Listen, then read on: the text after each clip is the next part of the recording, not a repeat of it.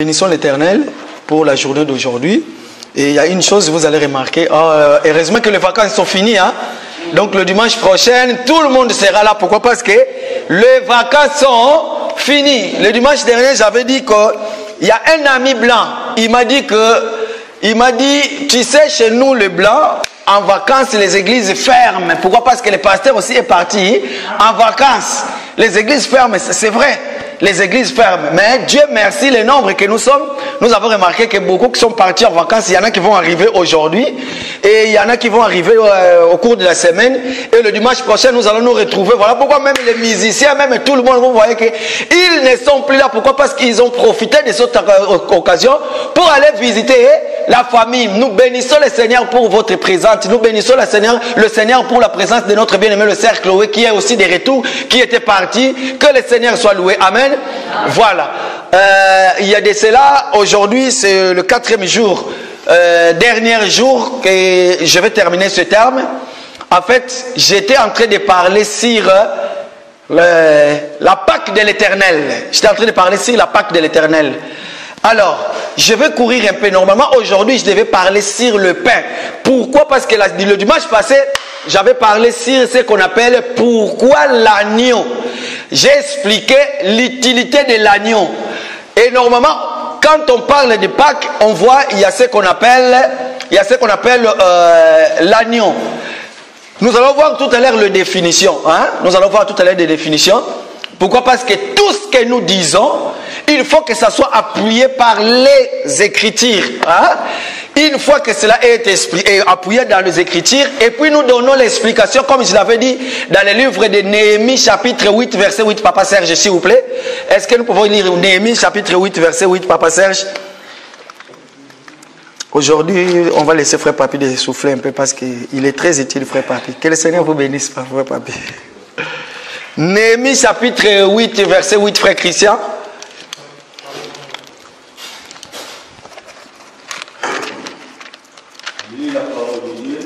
Amen. Il lisait distinctement dans le livre de la loi de Dieu et ils en donnaient le sens pour faire comprendre ce qu'ils avaient lu. Parole de Dieu. Alléluia. Donc ça veut tout simplement dire que il lisait la parole à l'époque qui était des rouleaux, des papyrus. Il lisait la parole. Après avoir lu la parole, il donnait l'explication de la parole. Comme nous avons dit que nous ne pouvons pas rester dans la lettre. Pourquoi? Parce que la Bible dit que la lettre tue, mais l'esprit fait quoi? Vivifie. Ça veut tout simplement dire que lorsque tu lis la parole noir sur blanc, en ce moment-là, tu es en train de lire les Écritures. C'est comme quelqu'un qui est en train de chanter. Cette chanson, ça fait longtemps que ça existe.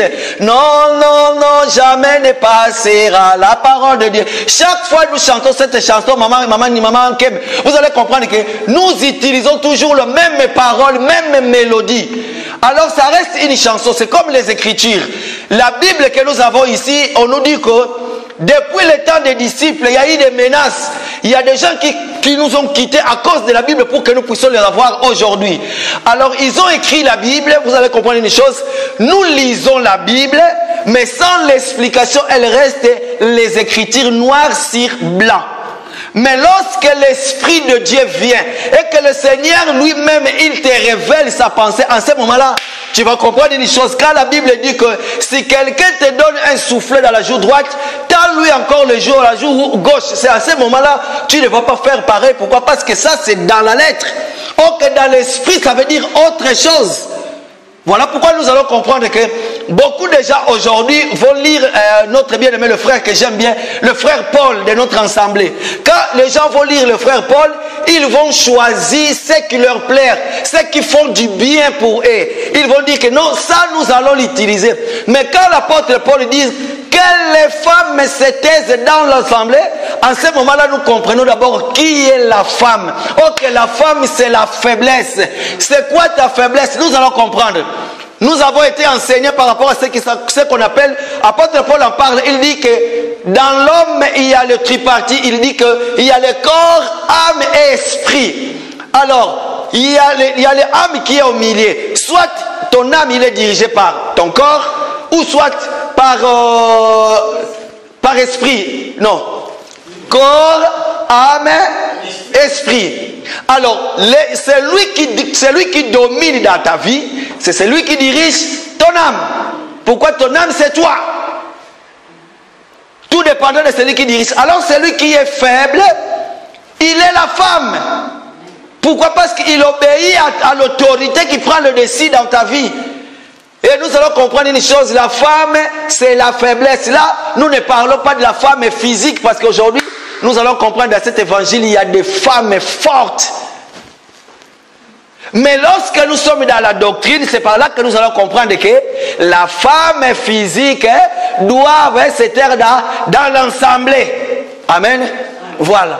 Donc c'est par là que nous allons comprendre. Pourquoi? Parce que là maintenant nous sommes dans l'explication. Voilà pourquoi nous aussi nous lisons la Bible, parce que nous aimons. Moi j'aime bien la parole. Pourquoi? Parce que quand je lis les Écritures noir sur blanc, en ce moment-là je demande l'esprit de la révélation. Seigneur, parle-moi, toi qui es omniscient, tu connais toutes les choses. La Bible dit que les pensées n'est pas encore montées dans mon cœur, mais ô Éternel, toi tu les connais déjà. Lorsque je prends la Bible, j'ouvre un verset de la Bible, je commence à lire. En ce moment-là, je sens que les choses commencent à venir d'elles-mêmes. Je dis merci Seigneur parce que tu es bon. Merci parce que c'est toi qui nous parles. Et aujourd'hui, nous allons comprendre une chose. Nous sommes en train d'expliquer ce que nous appelons la Pâque de l'Éternel. Je vais courir. La Pâque de l'Éternel. Je vais récapituler un peu parce qu'aujourd'hui, c'est mon dernier jour pour ce message. Dieu nous a fait quand même grâce. J'ai ouvert beaucoup de brèches, beaucoup de trucs que j'ai pris. Le Seigneur va permettre à ce que d'autres, quand ils vont venir, d'autres prédicateurs vont venir, même celles de nos assemblées, même celles des assemblées. Ailleurs, j'ai eu des témoignages. Il y a des gens qui ont dit, ah, moi aussi, je vais parler de cela. Mais moi, je vais parler comme ça là. Mais moi, je vais dire ceci, cela. Pourquoi? Parce que quand j'ai écouté, j'ai compris que le Seigneur m'a parlé d'autre chose. Le message, c'est toujours comme ça. Quand quelqu'un passe devant, il commence à parler. Toi qui es là, tu vas recevoir d'autres choses de la part du Seigneur. Donc, pour comprendre une chose, nous sommes en train de parler de ce qu'on appelle la Pâque de l'Éternel. Pourquoi la Pâque? J'ai commencé dans le jardin d'Éden, et puis j'ai donné des définitions, et puis j'ai entré dans l'introduction, et puis développement. Aujourd'hui, je vais clore. Nous allons comprendre une chose. La Pâque, pourquoi? Dans le livre d'Exode, chapitre 12, que nous n'allons pas lire, nous l'avons lu chaque fois. Donc, c'est là où j'ai pris l'enseignement. Exode, chapitre 12, à partir du 1er jusqu'au 16e verset, normalement, je devais m'arrêter là. Aujourd'hui, je devais parler, comme j'avais dit, que pourquoi les pains sans levain? Pourquoi dans la fête de Pâques, il faut qu'il y ait des pains? Non, maman, c'était ça. Mais faute de temps, je vais voir comment on va faire. Alors, juste pour récapituler un peu, j'avais dit que nous allons comprendre une chose. Il y a Adam et Ève qui ont été créés. Lorsqu'ils ont été créés, très bien, sans problème. Ils étaient dans le jardin d'Éden. Le Seigneur venait tout le soir parler à l'homme. Mais il y a quelque chose qui va arriver. Le serpent qui va venir tromper Adam et Ève. Et Adam et Ève vont tomber dans le péché. Pourquoi? Parce qu'ils vont manger le fruit. Quand ils vont manger le fruit, bien aimé, laissez-moi nous dire déjà, sachez-le que ne donnez pas vos oreilles à n'importe qui pour vous parler. Ne faites pas erreur, femme, homme. Ne donne pas ton oreille à n'importe qui pour te parler, parce que la Bible dit la foi vient de ce qu'on entend. Lorsque tu donnes ton oreille et que quelqu'un te parle, vous savez, voire même s'il y a un monsieur qui te drague, surtout pour vous les filles, faites attention. Si tu as l'habitude de dire que non, j'aime bien l'écouter, mais il ne m'intéresse pas, sache-le qu'un jour tu vas céder. Pourquoi? Parce que chaque fois tu permets qu'il puisse te parler sur l'oreille.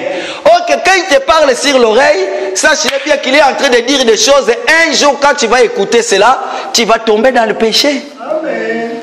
Mais lorsque tu vois le péché arrive et que tu es fort du péché, laissez-moi te dire que la Bible dit, il n'y a pas de tentation qui vient dans nos vies qui est plus que ta foi. Chaque tentation que le Seigneur permet qu'il puisse t'atteindre, Papa Serge, sache-le que le Seigneur sait que le niveau de Papa Serge est ici. Le tentation ne peut pas aller au-delà de ses forces. Le tentation sera toujours dans la même dimension de ta foi afin que tu puisses les gagner. Amen.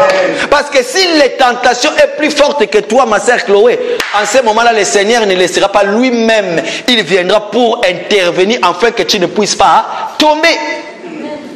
Donc voilà pourquoi nous devons comprendre que quand tu vois l'impudicité, je suis dans la doctrine, les vraies impudicités qui fait que l'homme et la femme sans avoir été mariés, ils vont se retrouver dans une chambre d'hôtel. La première des choses, ne permet pas à la personne qu'il puisse vous le dire.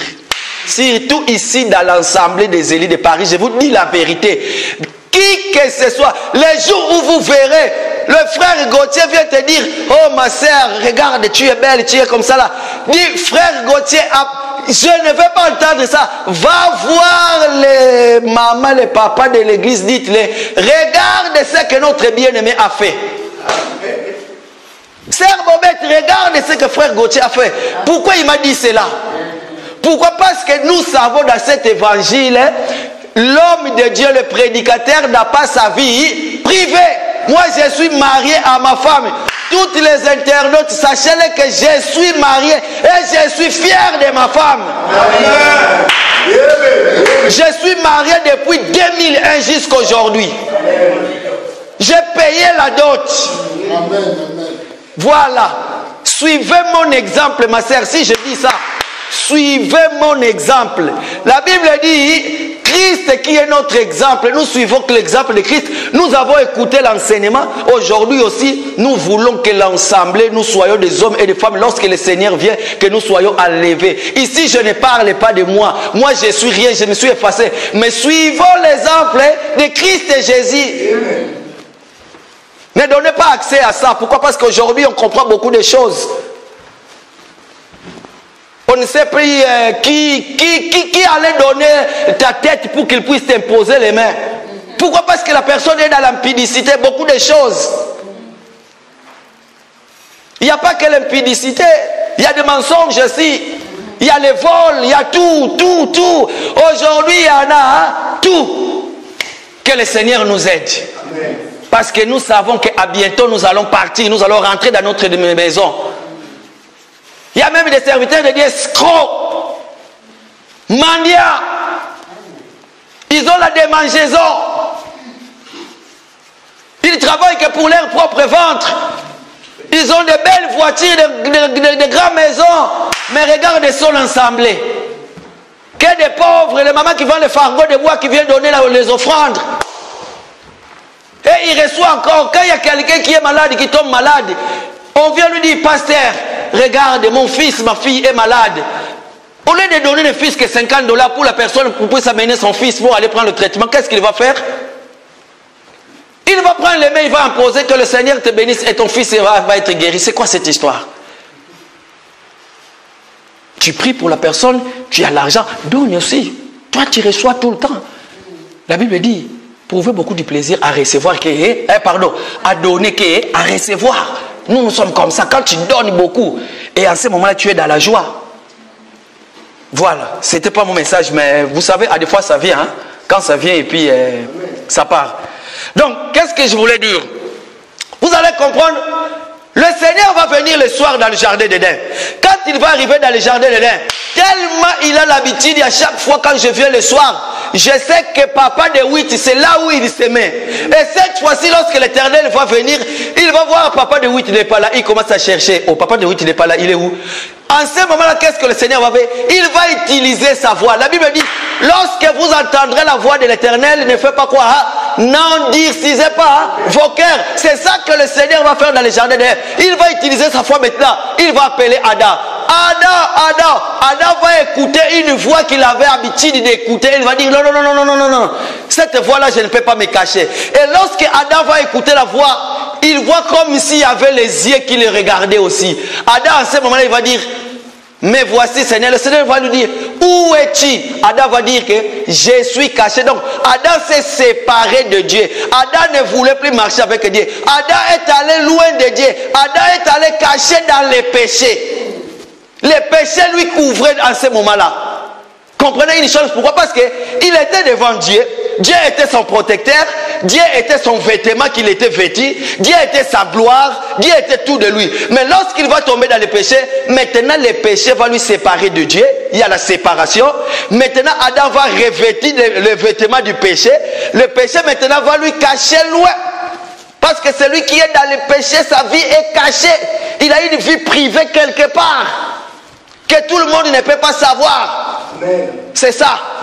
Et maintenant le Seigneur, tellement il est omniscient, il connaît toutes les choses. La Bible dit, j'aime bien, la Bible dit qu'il voit même un fourmi noir dans le noir, sous une pierre noire. Le Seigneur maintenant va regarder dans les yeux célestes et il va dire, Adam, est-ce que... Il n'a pas voulu. Lorsqu'Adam a dit directement que je suis loin, j'ai entendu des bruits dans le jardin, je me suis caché. Le Seigneur va dire, ah là là. Ça y est, Adam vient de manger le péché. Adam, est-ce que tu as mangé le fruit dont je t'avais parlé? Oui, je l'ai mangé, mais c'est la femme que tu m'as donnée. Est-ce que quelqu'un peut dire, c'est la faiblesse que tu as mis à côté de moi? C'est la femme, c'est la faiblesse que tu as mis à côté de moi. Pourquoi? Parce que Ève était la faiblesse d'Adam. Laissez-moi vous dire que la Bible dit, car Dieu a tant aimé l'église, il a donné son fils unique. Ça veut tout simplement dire que Adam est venu, il a vu sa femme Ève manger les fruits. Adam a dit, oh car je t'aime bien Ève, voilà pourquoi je ne peux pas te laisser souffrir tout seul. Je vais prendre les fruits, moi aussi je vais la manger. Car Dieu a tant aimé Ève et il a donné. Adam aussi a donné sa vie. Pourquoi? Parce que la Bible le appelle le premier Adam. Et le Seigneur maintenant, il est le second Adam qui va accomplir ce qu'on appelle la délivrance. Que je suis en train de parler, la Pâque. Qu'est-ce qui va se passer? Le Seigneur va appeler maintenant Adam. Adam va dire que c'est la femme. La femme aussi va dire à son tour que non, ce n'est pas moi. Ce n'est le serpent. Qu'est-ce que Dieu va faire maintenant? Dieu va aller chasser tout dans le jardin. Avant de chasser du jardin, Dieu tellement il est amour, tellement c'est lui qui a créé, tellement c'est lui qui a fait toutes choses, il va faire quoi? Dieu va réaliser ce qu'on appelle le plan d'Isali. Le plan d'Isali c'est quoi? Le Seigneur lui-même, il va aller prendre un agneau. Il va tuer l'agneau. En ce moment-là, lorsque le Seigneur prend l'agneau, il va le tuer. C'est comme ce jour-là, nous allons le voir dans le livre de Matthieu chapitre 26, je précipite déjà. Lorsque le Seigneur a pris le pain, il va couper et il va donner à ce moment-là, le mouvement que le Seigneur a fait pour rompre le pain et donner à ses disciples, il a brisé son corps. Il a donné la mort à son corps. La Bible dit qu'il avait à la fois le pouvoir de donner sa vie et de la reprendre. Ce n'est pas le diable qui a tué notre Seigneur. Le diable n'avait rien de tout ça. Mais le Seigneur lui-même, il a donné sa vie à cause de ma sœur. Et aujourd'hui, il t'a restitué tout ce que le diable t'a volé. Le Seigneur va tuer cet animal. Le Seigneur va faire les mêmes choses que Isaac va faire. Isaac va dire à Ésaü, mon fils, vas-y, va me chercher un gibier, ramène cet gibier, prépare-le, fais un mets pour moi, il faut que je le mange pour que je te bénisse. La maman, connaissant la prophétie, elle va aller derrière la maison, non loin, elle va aller prendre un agneau, elle va le tuer, elle va préparer. Elle va donner à son fils, comment il s'appelle, Isaac, Jacob, pardon. Il va donner à Jacob. Et Jacob va lui dire, mais maman, papa me connaît très bien. Quand je vais aller chez le père saura que c'est pas moi. Sa maman, à ce moment-là, va prendre les peaux de l'animal, il va lui mettre sur le bras. La maman va lui dire, lorsque le papa te demanderait qui tu es, si le papa veut te toucher, tu vas lui présenter le bras. Pourquoi? Parce que ton frère Ésaü, il est venu. En ce moment-là, lorsque le papa touchera, le papa verra la peau de l'agneau. Ça veut tout simplement dire que toi, Adam et Ève, maintenant, je viens de tuer l'agneau pour vous. pour que je puisse vous faire un habit que vous allez porter. Or que cet habit-là, c'était ça que autrefois aussi, Jacob a porté cet habit-là. Et cet habit-là a été vêtu avec les poils. Oh, que le Seigneur nous aide. Quand je vais revenir, je vais en parler. Pourquoi les poils avaient des poils? Parce qu'il faut que le poil puisse voir les poils. Et lorsque le père Ésaü va toucher son fils, il faut qu'il puisse caresser les poils dans le sens des... On dit quoi? Caresser les chats dans le sens des poils. Parce qu'il faut que le père touche. Quand le père va toucher, il va sentir, non, ça c'est mon fils. Regarde ce qui va se passer. Le Seigneur va leur coudre un habit de peau de l'agneau. Ils vont mettre cet habit de peau de l'agneau. Déjà, c'était la rédemption. Le Seigneur va préparer déjà quelque chose. Après, il va les chasser loin du jardin. Mais sachez que comment se fait-il que quand la Bible nous dit, parce que le livre de Genèse, pour l'information, c'est Moïse qui l'a écrit. Moïse est en train de raconter, il dit que le Seigneur va le chasser du jardin. Mais lui-même, le Seigneur, qui a tué l'animal, elle-même, et Sarah qui va tuer l'animal, qui va faire porter son fils. Et le Seigneur va le chasser du jardin d'Éden. Mais cette fois-ci, l'enfant va venir avec le pot. Il va donner à son père. Quand le père va lui dire, est-ce que tu es mon fils Ésaü? Lui, il va dire, oui, papa, qu'est-ce qui prouve? Qu'est-ce qui prouve? Avance, il faut que je te touche. Papa va lui toucher. Papa va dire en ce moment-là, j'entends la voix de Jacob, mais le corps d'Ésaü. Ça veut tout simplement dire aujourd'hui, bien aimé, lorsque tu tombes dans le péché, la colère de l'Éternel s'est arrêtée. Lorsque le Seigneur vient pour te frapper, il touche le Seigneur Jésus sur la croix. Il entend ta voix à toi, mais lorsqu'il vient pour te toucher, tu es vêtu de la poêle, du peau de l'agneau. Il touche en réalité le peau de l'agneau. Pourquoi? Parce que le Seigneur a agréé l'unique sacrifice que le Seigneur a agréé, c'est le Seigneur Jésus. Donc lorsque Jésus est allé sur la croix, la Bible dit, il a apaisé la colère du Seigneur. Voilà pourquoi ici sur terre, lorsque l'Église prie, en réalité, il n'y a pas deux personnes, il n'y a pas trois personnes, il n'y a pas la voix de trois personnes, il n'y a pas la voix des multitudes qui s'entendent auprès du trône de notre Dieu. C'est la voix d'une seule personne. Et la voix de cette personne-là, c'est l'Église. Le jour où l'Église va commencer à prier et que la voix de beaucoup de gens commence à monter dans le trône, ça devient un problème. Mais le Seigneur lui-même, quand nous prions tel que nous sommes là, il entend toutes les scènes dans le monde. Nous formons tous l'église corps de Christ. Or que l'église corps de Christ, c'est quoi? L'église corps de Christ, c'est l'époux de Christ. Et lorsque l'époux crie, ça veut tout simplement dire que le mari, il attend la voix d'une seule personne. Cette personne-là, c'est qui? C'est sa femme. Dans ta maison, quand tu entends la voix de ta femme et qu'il y a une autre voix qui sort, ça veut dire que tu as des maîtresses. C'est ça. Et aujourd'hui, nous allons comprendre que le Seigneur va le chasser du jardin. Il va mettre deux chérubins. Et les deux chérubins vont commencer à agiter l'épée.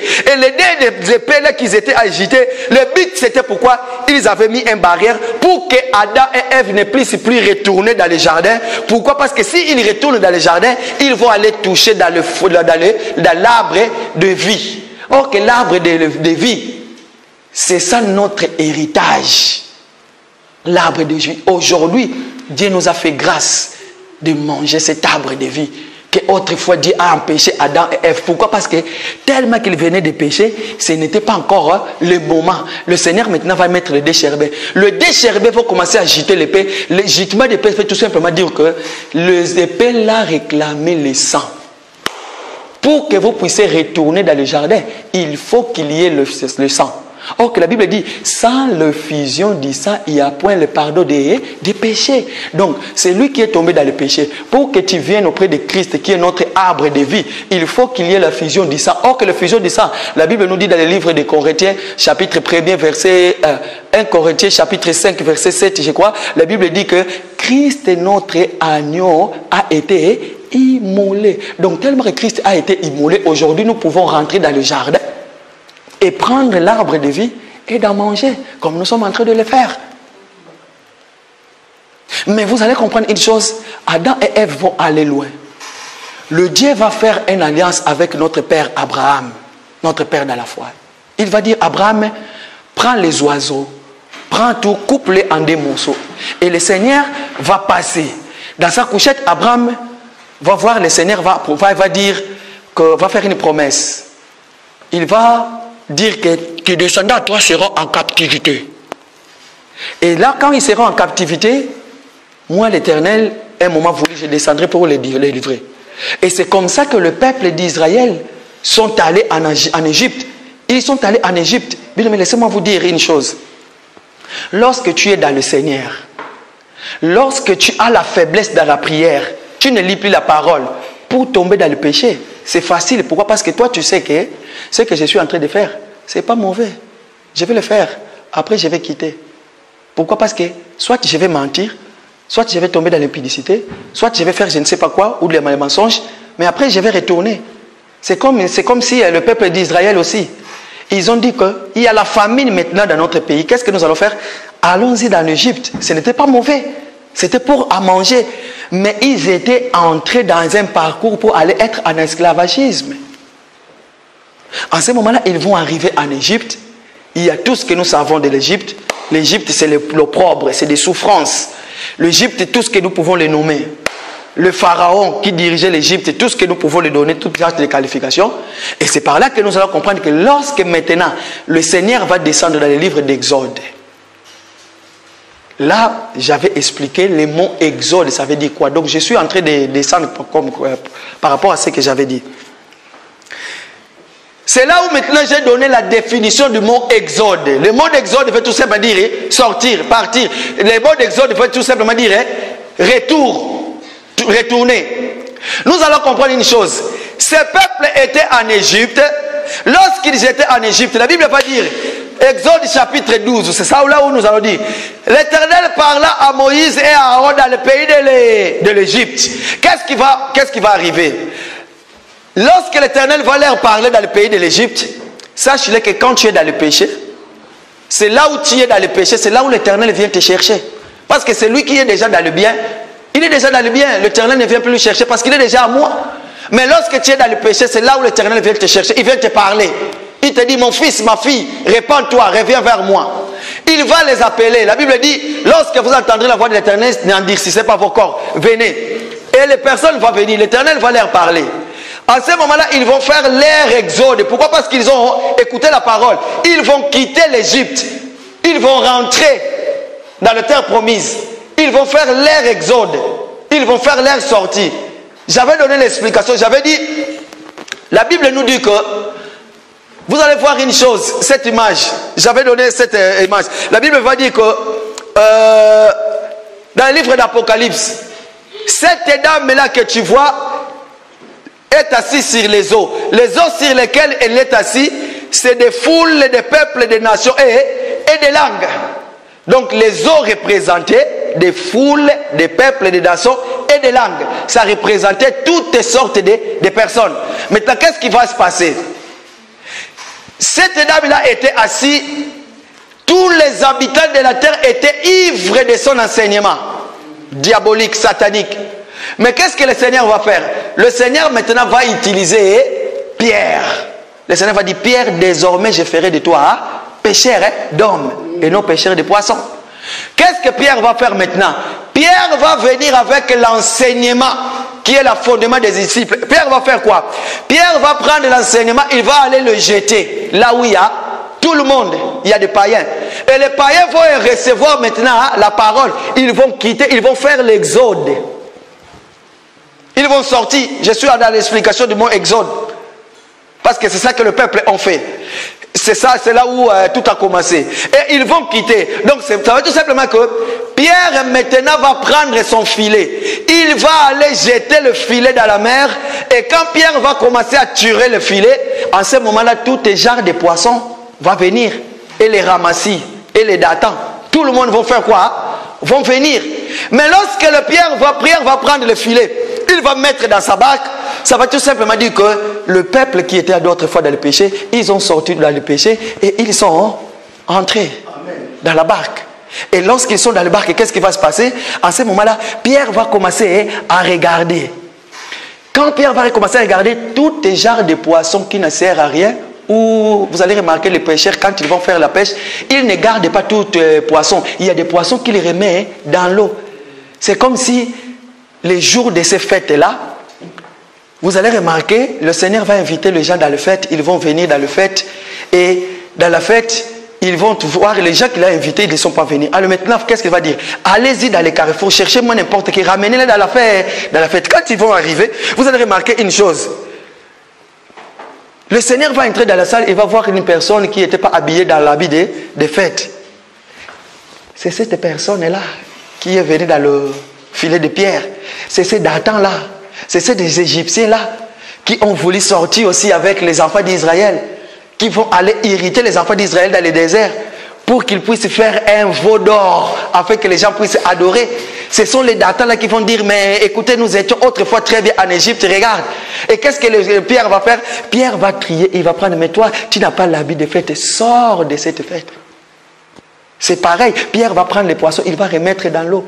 Et les poissons là vont retourner dans la foule. Et qu'est-ce qui va se passer? Regarde encore cette illusion. Il y a une chose, vous allez remarquer, la Bible dit que dans la ville d'Éden, l'Éternel va planter un jardin dans l'Éden. Et cet jardin dans l'Éden, le Seigneur ne va pas dans le jardin, mais hors du jardin à l'Orient, il va aller là où il y a toute la terre. Le Seigneur va y aller. Il va prendre la terre. Pas toute la terre, mais il va aller prendre la terre. Cette terre-là va faire l'exode. Va retourner dans le jardin. Pourquoi? Parce que le Seigneur va créer l'homme et va prendre l'homme, il va le mettre dans le jardin. L'homme va vivre dans la paix. C'est pareil. Nous allons comprendre maintenant. Le Seigneur va dire, parle à Moïse et Aaron dans le pays de l'Égypte. Là, je viens d'expliquer l'exode. Je pense que nous avons compris. C'est quoi l'exode? Ça veut dire sortir, rentrer. Voilà.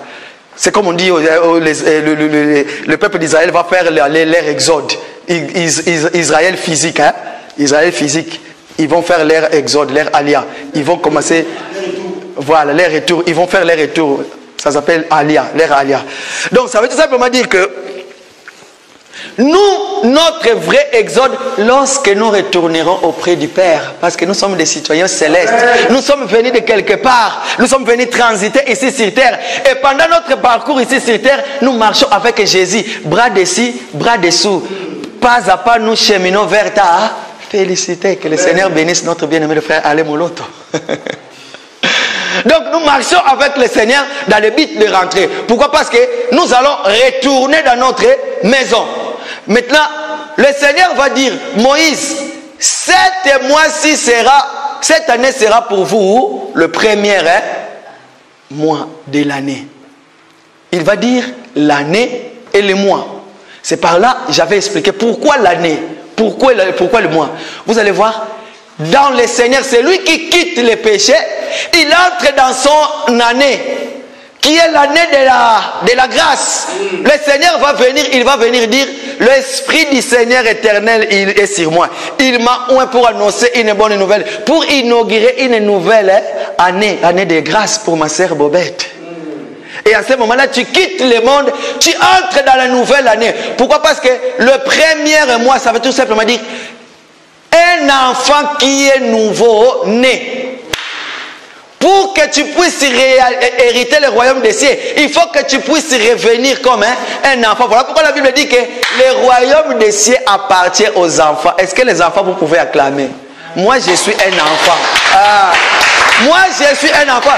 Le Seigneur voulait tout simplement dire que, peuple d'Israël, peu importe quel ton âge, si tu veux sortir de l'Israël, de l'Égypte pour entrer dans la terre promise, tu dois revenir, tu dois être comme un enfant. Voilà pourquoi je proclame une année nouvelle pour toi, parce que tu es devenir un enfant. La Bible va dire, le Seigneur va dire maintenant que le royaume des cieux appartient aux enfants, parce qu'un enfant qui est né, il ne peut pas quitter de première année pour passer directement jusqu'à je ne sais pas quelle année. Il y a toujours les étapes. Or que nous, dans le Seigneur, nous avons juste une année. Voilà pourquoi chez nous, ça ne se passe pas comme ça, là, que chaque année, c'est comme si, je me souviens, Dr Roger était en train de dire dans une émission, il disait, c'est comme si ça c'est devenir comme des musiciens païens. Chaque année, ils ont des albums. Vous allez revoir dans les autres églises, chaque année, Et ils sont bien, hein, parce que le Seigneur leur donne des thèmes chaque année. Année de gloire, année de paix, année de prospérité, année de sortir, année de victoire. Peuple, écoutez une chose, lorsque l'Éternel Dieu te dit, hein, cette année sera pour toi une année de paix. La Bible dit qu'il n'est pas un fils de l'homme pour se repentir. Allez-y partout où on donne des thèmes chaque année. Ah, pourquoi? Parce que moi, je suis leader. L'Éternel m'a montré que cette année sera l'année, je ne sais pas de quoi. Pose-les la question, mais il faut faire maintenant le bilan à la fin de l'année. Et le bilan, vous savez comment, quel sera le bilan, Papa Rifin?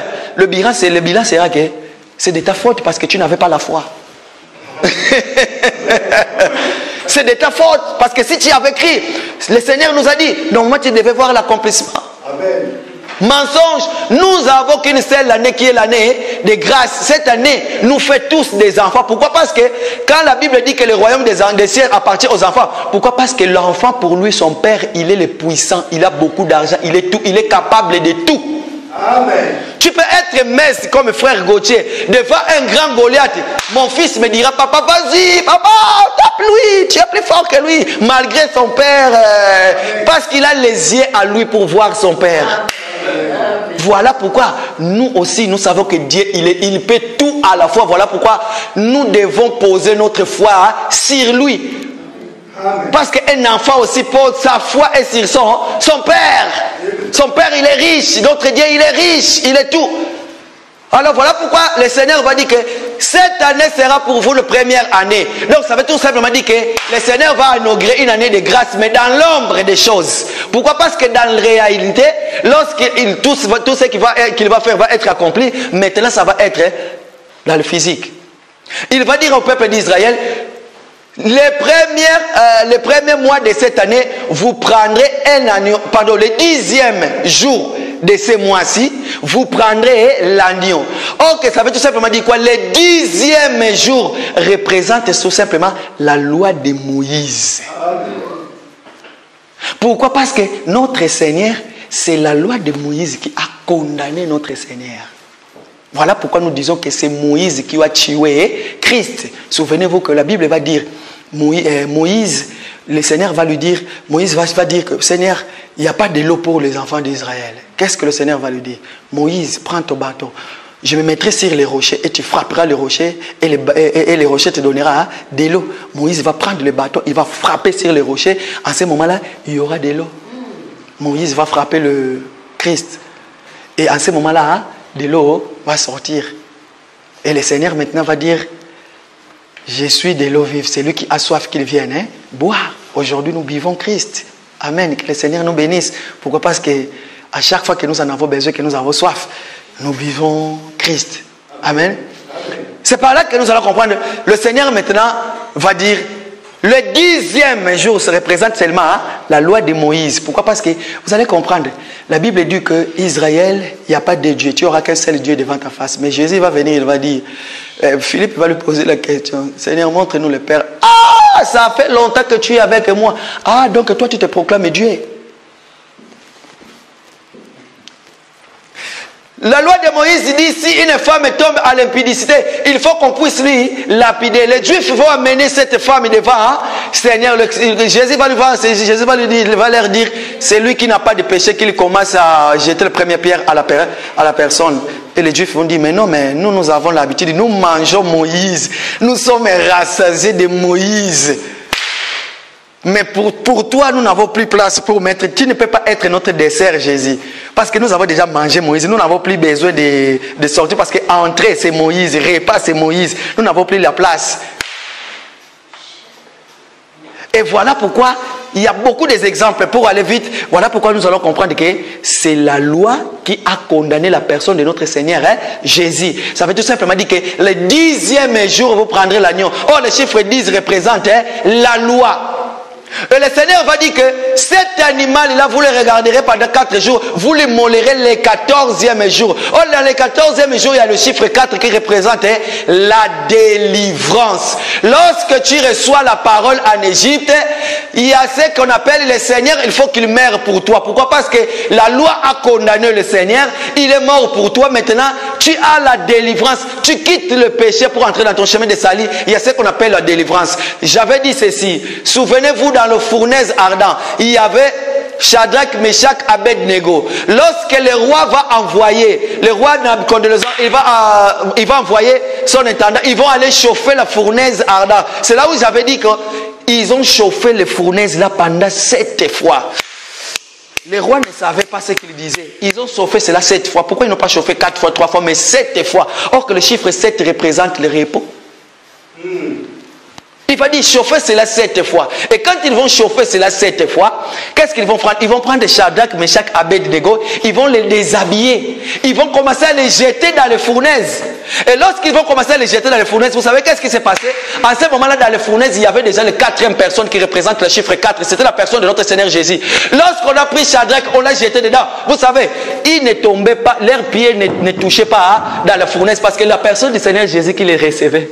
On jette Shadrach, le Seigneur lui reçoit. On jette Meshach, le Seigneur lui reçoit. On jette Abednego, le Seigneur lui reçoit. Ils étaient entre le main du Seigneur. À ce moment-là, ils vont prendre encore leurs habits, ils vont jeter dans les fournaises et ils vont fermer. Toute la nuit, ils vont passer la nuit. Le lendemain, le roi va se souvenir. Il va dire que j'avais mis les gens. Qu'est-ce que la Bible dit? Il va aller maintenant, il va ouvrir les fournaises. Vous savez, il y a une chose. La Bible nous dit que ces fournaises-là étaient chauffées. Même si tu t'approches pour ouvrir, tu peux mourir à cause de chaleur. Mais regarde, le Seigneur va faire de sorte que le roi ne va pas mourir. Pourquoi? Parce qu'il faut que le roi voie la force de notre Seigneur. Le Seigneur va dire à Moïse, tu vas aller en Égypte sortir mon peuple, mais j'endurcirai le cœur de Pharaon. Amen. Pourquoi? Parce que vous ne pouvez pas quitter l'Égypte comme ça. Si vous quittez l'Égypte de la facilité, le Pharaon ne sera pas ma main puissante. Il faut que je puisse endurcir son cœur parce que quand il verra le plaie, en ce moment-là, il va vous chasser. Il saura que le Dieu d'Israël est plus fort. C'est pareil. Quand il est allé ouvrir la fournaise, normalement il devait mourir. Pourquoi? Parce que quand tu approches ces fournaises-là, tellement c'était trop chaud, il devait mourir. Mais le Seigneur va lui protéger pour qu'il puisse voir la délivrance. Parce que quand il a ouvert la fournaise, il va voir dedans, il va poser la question. N'est-ce pas que nous n'avons pas mis 3 personnes dedans? Je vois une 4e personne qui représentait le 14e jour. Et cette personne ressemble à la personne de notre Seigneur. Et cette personne ressemble à la personne de Dieu. Sauf qu'il avait utilisé Dieu avec des minuscules. Oui, dans la Bible, il est écrit des minuscules. Il aurait d'être grand D à majuscule. Mais ok, c'était vraiment Dieu. C'était la personne de notre Seigneur. C'est lui qui était comme la 4e personne. Ça veut tout simplement dire que le Seigneur a accordé la délivrance à Shadrach, Meshach et Abednego. Le 14e jour, qui représente le chiffre 4, parce qu'il y a eu déjà 12.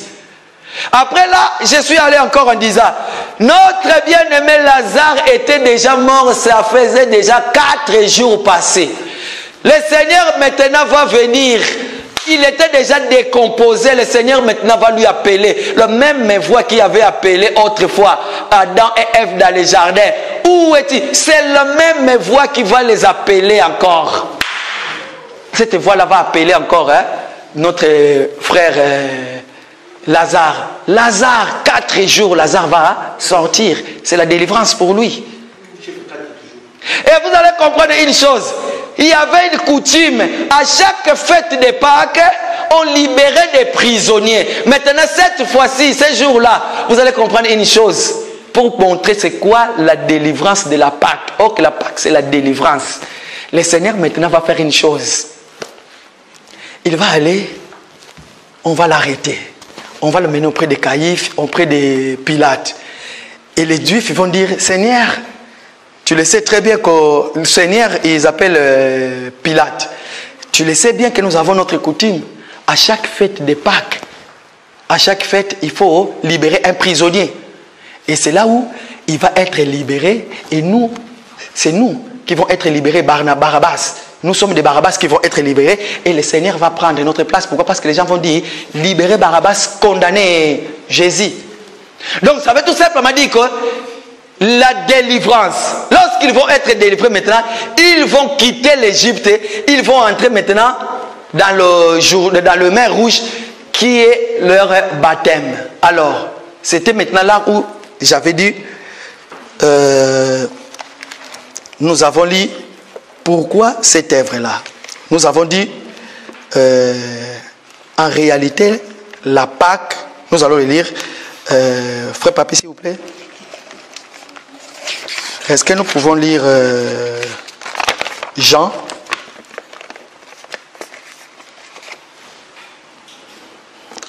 Jean chapitre 6. Jean chapitre 6, verset 4. Verset 4. Oui, oui. Jean 6, verset 4. Or, la Pâque était proche, la fête des Juifs. Ah, merci papa. C'est par là que nous allons comprendre, la Pâque était aussi la fête des Juifs. Donc la Pâque, c'est aussi la fête des Juifs, parce qu'ils avaient l'habitude de fêter cette fête-là.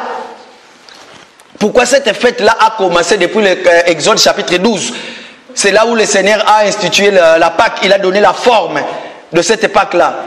Maintenant, nous allons comprendre une chose. Jean, lorsque le Seigneur maintenant va venir, c'est par là où j'ai commencé à expliquer pourquoi on dit dans le livre de 1 Corinthiens, chapitre 5, verset 7, que Christ est notre agneau pascal qui a été immolé. Nous allons comprendre une chose.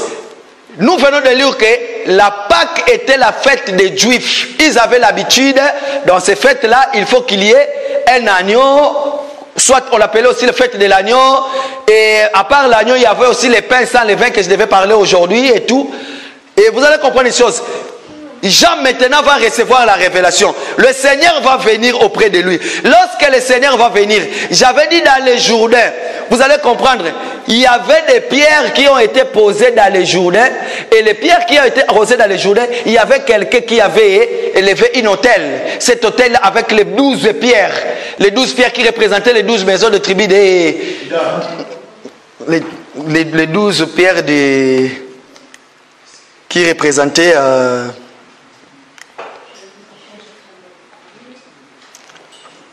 Frère Papi, verset Nouana, est-ce que tu peux me le retrouver?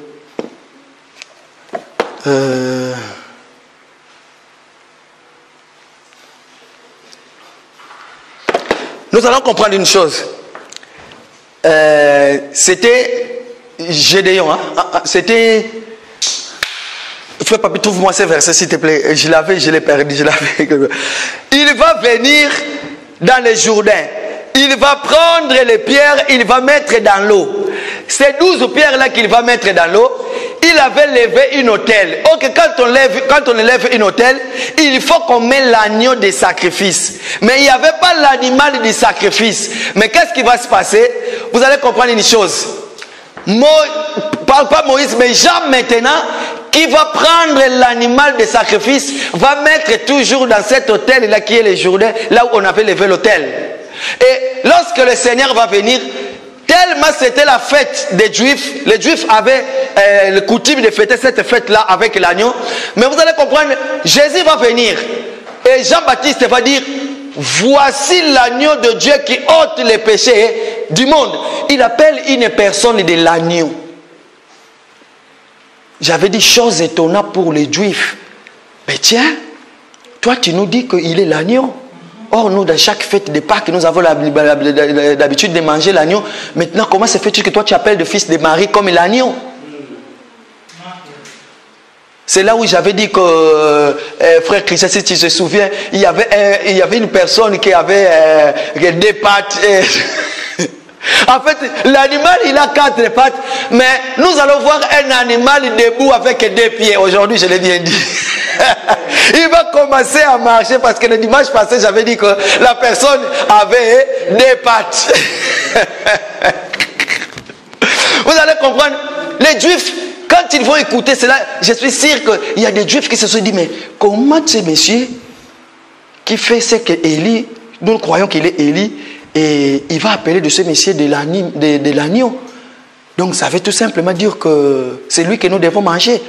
Voilà pourquoi le Seigneur va dire, c'est lui qui a soif, et afin qu'il vienne et qu'il boit et qu'il mange mon corps.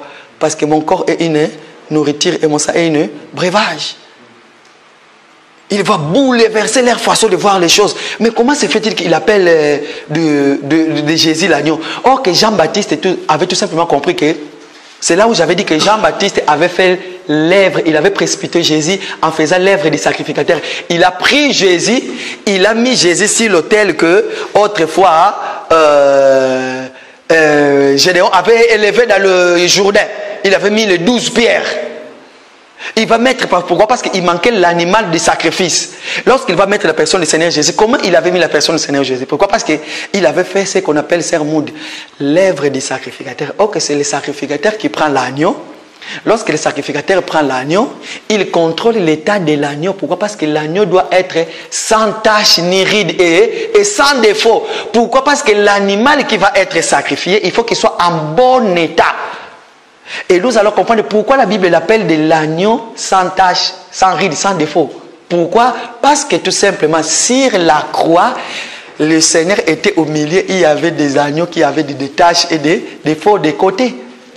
Mais lui qui avait ni tache, sans ride, sans défaut, la sœur Bobette, tu ne me vois pas, donc il était au milieu.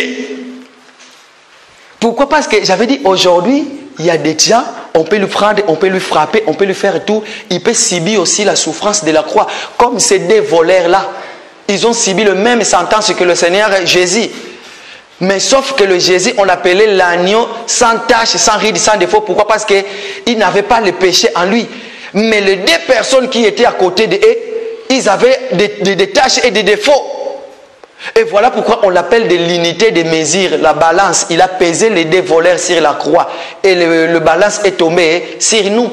Il les a pris. Et Israël qui était de l'autre côté, ils ont régné. Ils vont attendre leur retour parce qu'après la grâce va retourner en Israël. Le temps est passé, je ne peux plus continuer. Que le Seigneur bénisse sa parole. Si on me donne l'occasion, après je reviendrai encore pour ces messages-là. Pour aujourd'hui, je m'arrête là pour respecter l'heure. Donc, si... Ah, papa, merci. On va lire quand même ces versets. Josué 4, 9. C'est là où on n'a pas... Merci, papa, papi. Donc, c'est dans le livre de Josué 4, 9. Merci, papa. Donc, je m'arrête là aujourd'hui. Et je mets un point virgule.